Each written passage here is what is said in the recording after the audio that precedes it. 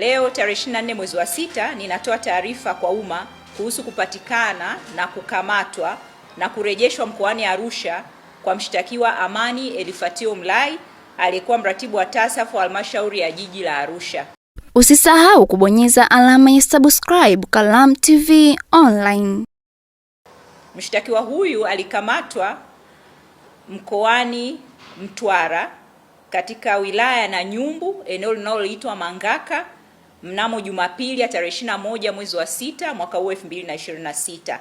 Mshtakiwa huyu alitoroka mahakamani kinyume na masharti ya dhamana yake katika shauri lilokuwa linaendelea mahakamani, na ile shauri hili lilikuwa likiendeshwa na TAKUKURU, shauri namba 000115112 ya mwaka 2024 lililokuwa likisikilizwa katika mahakama ya wilaya ya Arusha.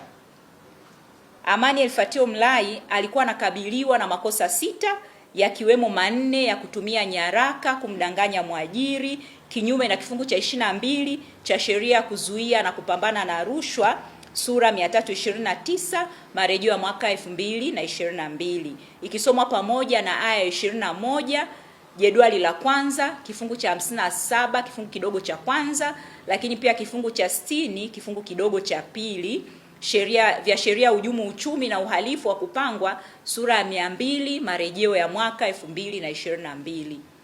Aidha, baada ya mahakama kupitia ushahidi uliotolewa na upande wa jamhuri lakini pia upande wa utetezi, ilithibitisha kwamba kwa nafasi yake kama mratibu wa TASAF katika halmashauri ya jiji la Arusha kwa tarehe tofauti za mwezi Mei 2023 na mwezi Disemba 2023 aliandaa nyaraka zenye maelezo ya uongo zikionyesha kwamba mzabuni amewasilisha vifaa vya ujenzi katika mradi wa ujenzi wa uzio uliokuwa ukijengwa katika shule ya msingi Shangarao iliyopo katika jiji la Arusha.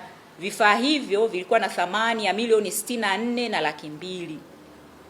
Katika hukumu iliyotolewa mnamo tarehe 16 Januari 2026, mshtakiwa huyo alikutwa na hatia kwa makosa hayo manne na kupewa adhabu ya kutumikia kifungo cha miaka 20 jela.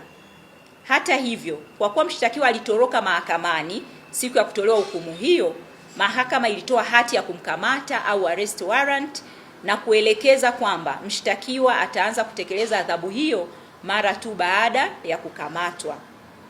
Baada ya mshtakiwa kukamatwa, taratibu za kumfikisha mahakamani zinaendelea ili akasomewe hukumu yake na kuanza utekelezaji wa adhabu aliyopewa na mahakama.